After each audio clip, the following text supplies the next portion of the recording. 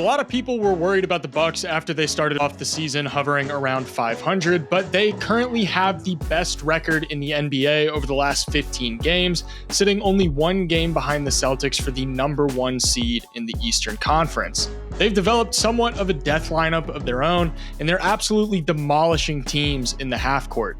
To give you an idea of just how dominant their starters have been together, teams are scoring roughly 98.5 points per 100 possessions in the half-court.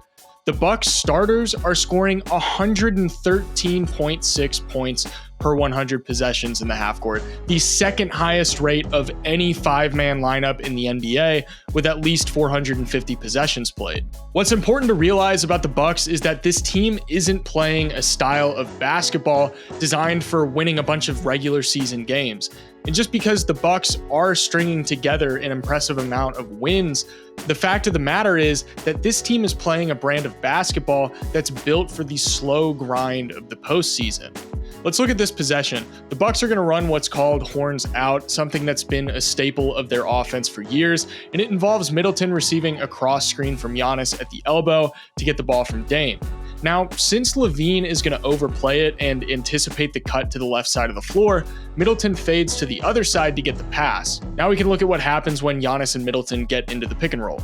The Bulls are going to hedge against Middleton, which leaves Giannis open on the short roll. In this particular situation, the Bulls have Vooch and DeMar both sinking in to stop Giannis, but look at the perimeter. Dame has Dosunmu pulled all the way out, so if Giannis got a pass on the short roll and kicked it to Connaughton, he'd have a difficult rotation if DeMar was fully committed to helping on Giannis. Vooch's help also leaves Lopez open in the strong side corner, and despite the down year and efficiency from three, Lopez is going to make the Bulls pay off the pass from Middleton. On this early high pick and roll between Lopez and Dame, White's going to get taken off guard by the screen, leaving Dame in attack mode against Porzingis. Porzingis is angled towards the middle, and I think he's kind of expecting Tatum to fully commit to sinking to stop Dame's drive, but that would just leave Beasley open in the corner one pass away, and it leaves Dame enough room to wiggle his way to the rim and get the and one. Same early pick and roll with Dame and Lopez. White is going to get stuck behind the ball, with everyone else spaced out on the weak side.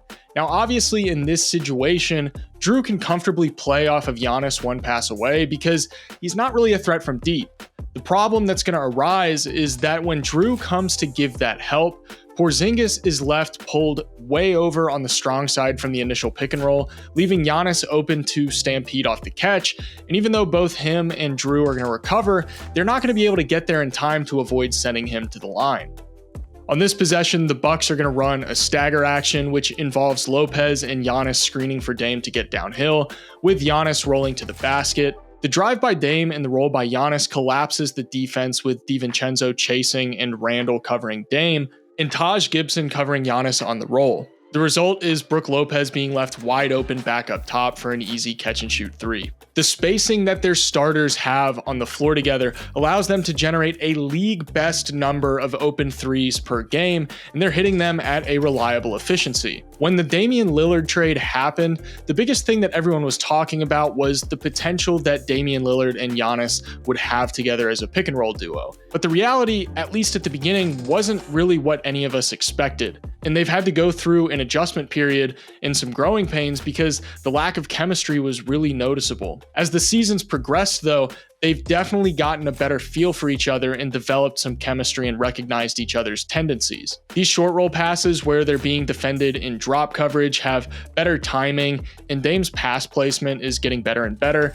And on this play, it allows Giannis to create a wide open three for Beasley when Brunson sinks in on him.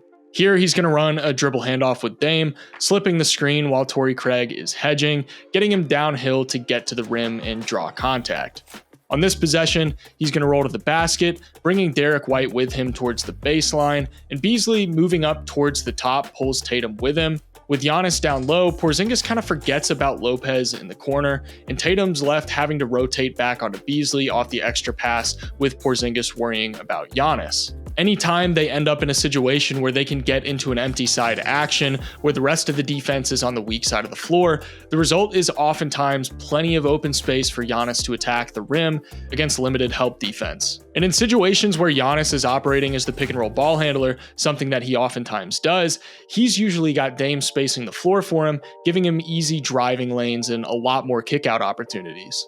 They're scoring the 8th most points per possession on pick and rolls on top 10 pick and roll volume. They're one of only 4 teams in the NBA scoring at least 1 point per possession on at least 25 pick and roll possessions per game. They're not just passable as a pick and roll duo now, they're genuinely elite.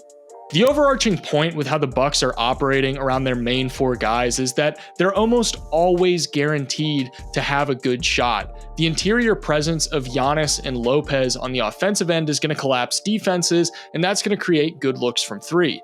Inversely, the spacing that their shooters provide will create high percentage looks at the rim. It's this self-sustaining feedback loop of efficiency.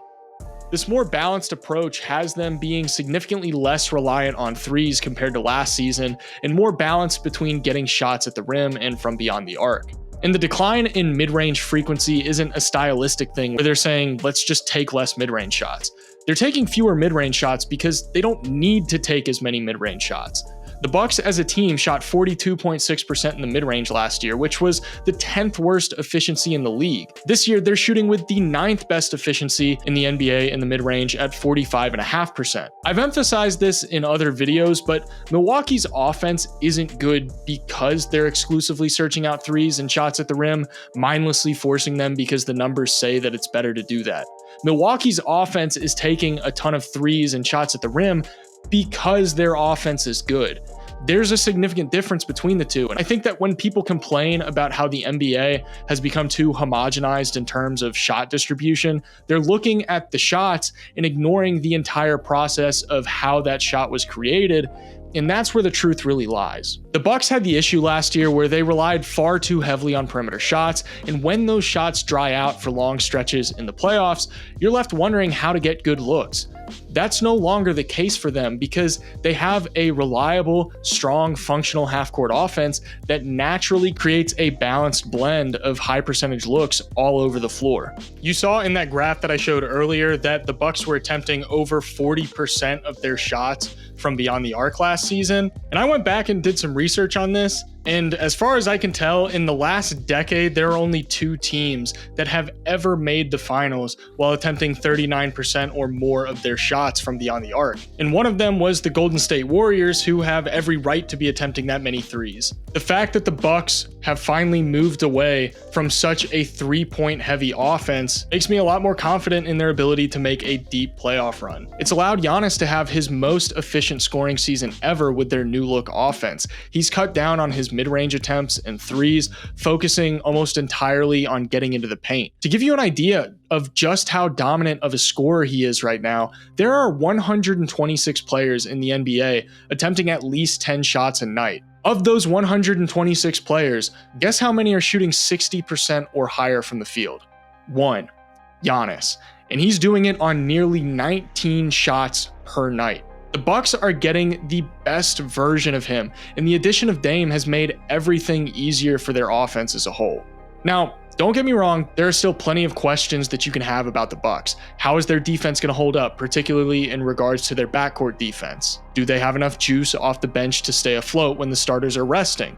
Will everybody be healthy in time for the playoffs? And to be fair, those are all very reasonable questions. But one thing about the Bucks that we can be certain of is that their offense is really, really good, and it's only getting better. So do you guys think that the Bucks should go out and try to find some upgrades on the trade market? If so, who do you think they should go after? Be sure to let me know in the comments below. If this is your first time watching one of my videos, first of all, thank you. Second of all, if you enjoyed and you want to see more like this, go ahead and hit that subscribe button, leave a like on the video. That's the easiest way to support me and my work. Huge thank you to all my patrons for helping make these videos possible. Thank you guys so much for watching, and I'll see you in the next one.